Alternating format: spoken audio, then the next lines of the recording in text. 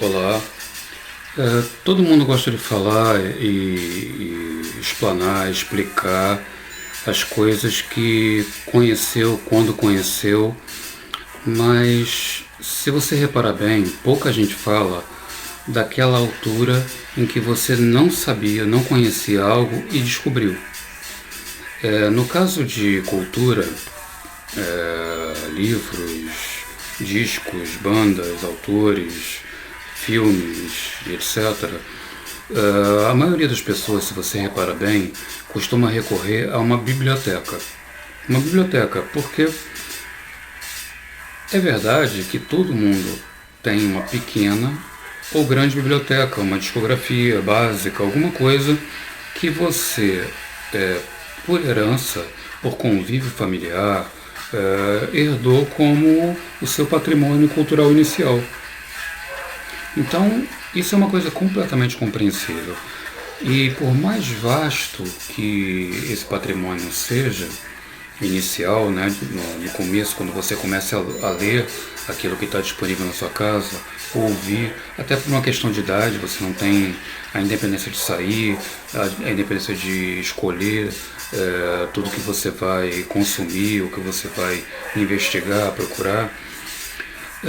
Há momentos em que você deu um passo em direção àquele material disponível e fez descobertas.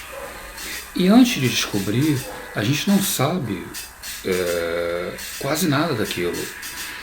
Então acho que esse vídeo de hoje vai ser sobre aquilo que a gente descobre e que muda a nossa vida depois daquela descoberta, daquela audição, daquela leitura, daquele visionamento. E quando a gente olha hoje para trás, vê que as primeiras impressões que você tinha, informações sobre aquilo, não tinham nada a ver com o que era de fato. E muita gente confunde isso com derrota, com falta de conhecimento, quando na verdade é uma coisa inerente a todos nós. A gente aqui relega isso para um plano de, não sei, talvez não cai bem, é um pouco constrangedor dizer que você não sabia nada daquilo, que depois, mais tarde, você descobriu que era uma coisa de conhecimento geral comum, né? Mas na verdade todo mundo passou por isso. Até, por exemplo, aos 17, 16, 17 anos, antes de começar a fazer fanzines ligados à música,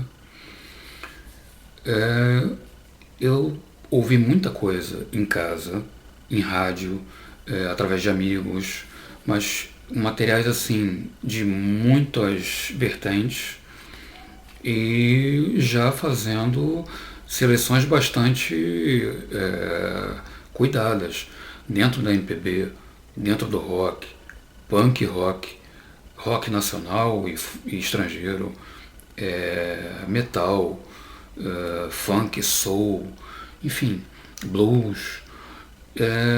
Quando eu cheguei já no início da minha juventude, já ali pós-adolescente, eu tinha efetivamente uma bagagem muito boa dos meus pais. Até música clássica eu conheci em casa, em discos e tocando. Minha mãe tocava órgão, como eu falei em outra oportunidade, eu tocava violão, e meu pai comprava discos de música clássica para ouvir em casa. Então eu não era propriamente um adolescente desinformado culturalmente, mas a minha bagagem era limitada. Tanto que eu cheguei aos 16, 17 anos e eu não sabia o que era Led Zeppelin. Eu já tinha escutado Whitesnake, curti Whitesnake e não tinha ouvido The Purple. Então é uma coisa normal e isso tem história, se você puxar pela tua memória, que te faz até aprender mais sobre o valor da cultura e daquilo que te fez encontrar determinados gostos dentro da indústria. Jimi Hendrix, por exemplo, eu achava que era de uma galera com nomes assim tipo Zé Rodrigues e Guarabira. Não sabia quem era Jimi Hendrix e escutava bastante coisa de black music, de rock. E eu fui conhecer depois por livre e espontânea vontade, porque eu falei, não, peraí, eu tenho que saber quem é esse cara, tal de Jimi Hendrix. E depois que eu escutei Jimi Hendrix, é claro que não só o que eu escutei de Jimi Hendrix, como tudo que o Jimi Hendrix me abriu musicalmente de interesse, como a partir de Jimi Hendrix, mesmo tendo escutado Elvis Presley desde criança, eu fui conhecer The Doors, eu fui conhecer Cream, é, fui atrás de outras coisas que me fizeram despertar interesse para um rock mais, sei lá, dos anos 60, dos anos 70, que estava, no meu caso, ali restrito ao que os meus pais tinham em casa. Mas o curioso dessa conversa é como eu conheci Led Zeppelin, que também eu acho que achava que era uma pessoa, era um cara, um artista, um cantor, um músico solo, entendeu? E eu já tinha feito fanzines no condomínio, com os amigos, de gravar em fita cassete, em gravadores portáteis ou na vitrola dos meus pais, ou feito em fotocópia. Já tinha feito fanzines nas escolas por onde eu passei. Já tinha participado de um fanzine revista de história em quadrinhos num núcleo de arte dentro da Universidade Unigran Rio, aqui no Rio, que nós produzimos depois junto com a universidade como uma etapa também de conclusão de curso, onde a gente aprendeu os processos gráficos de uma produção editorial, formato, papel, impressão, rotativa, cores, enfim. Mas eu só fui efetivamente me meter a fazer um fanzine como é hoje, até hoje, o Traficante da Liberdade, quando eu já tinha meus 20, 21 anos. Então, entre os 17 e esses 20 e 21, eu conheci muita coisa de música, cinema, teatro, por iniciativa mais própria, de ir atrás, de fazer trocas em sebos, em alfarrábios, de comprar coisas, de trocar com outros amigos, porque afinal de contas agora o que eu tinha adquirido era da minha propriedade, então já não era disco do meu pai ou da minha mãe, ou emprestado de um amigo, vizinho, tal. E nessa história eu fui conhecer o Led Zeppelin numas férias aqui no Rio, em família, com os meus pais, em Rio das Ostras. Eu acho que já comentei por alto essa história em outra ocasião, por outro veículo, de outra forma, mas fica registrado aqui no Storytelling também. O meu pai, uma vez, adquiriu uma cota de um clube, uma rede de clubes que tinha no Brasil todo, mas era um clube assim, em ótimos lugares, ótimos picos de praia, principalmente de praia, mas também no interior, cidades muito interessantes para conhecer e tal. Mas a rede de clube em si era uma rede meio marota, tipo,